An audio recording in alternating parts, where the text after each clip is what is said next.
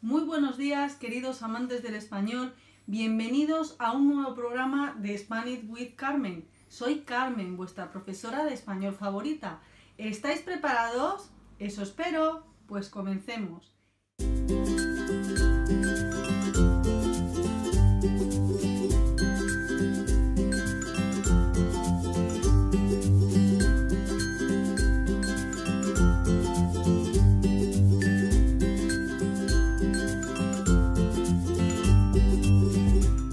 En la clase de hoy vamos a hablar del sustantivo. ¿Qué es el sustantivo? Son las palabras que sirven para nombrar personas, animales y cosas.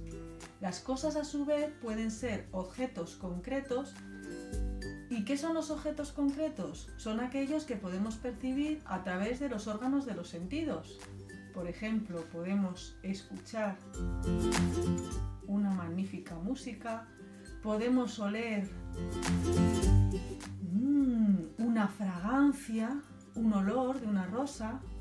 Esta es de mentira. Si fuera de verdad sería increíble. Y también podemos sentir a través del tacto, ¿no? Podemos sentir la piel. En definitiva, los objetos concretos son aquellos que podemos coger, que son tangibles y que podemos sentir. Por otro lado, tenemos objetos abstractos. Los objetos abstractos son ideas, son sentimientos, por ejemplo, el amor, también el odio, la rabia, también una persona que está alegre, que está contenta.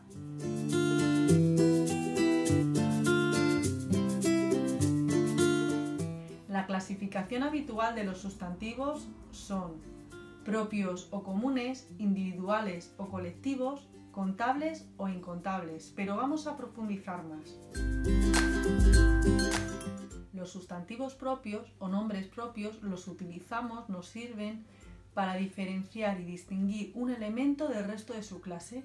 Cuando no queremos diferenciar ese elemento de su clase, hablamos de sustantivos comunes. Por supuesto, todas esperamos encontrar nuestro príncipe azul. ¿Pero tú estarías dispuesta a besar a cualquier rana? Si estás dispuesta a besar a cualquier rana sin elegir, estamos hablando de un nombre común. Pero si eres de las que quieres elegir una rana en concreto y la estás seleccionando, estamos hablando, por ejemplo, de la rana Gustavo. Y estaríamos hablando de un nombre propio y se escribiría con mayúscula.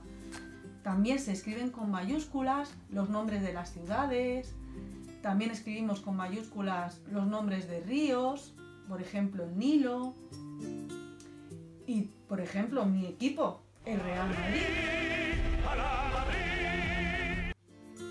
Otra clasificación son sustantivos individuales y colectivos. ¿Qué diferencia hay? Los individuales es para nombrar un individuo, sin embargo los colectivos sirven para nombrar un grupo de individuos. Por ejemplo, una carta frente a una baraja, un soldado frente a un ejército, una estrella frente a un grupo de estrellas, una constelación. Por ejemplo, yo soy la constelación Escorpio. Y además, cuando hablamos de los nombres colectivos, hablamos siempre en singular.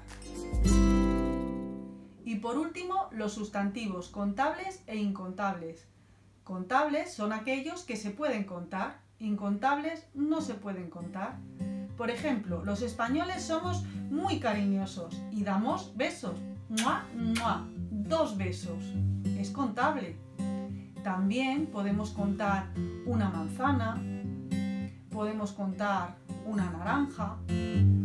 Los incontables son aquellos que no se pueden contar. Por ejemplo, el agua, la leche, el aceite, la mantequilla.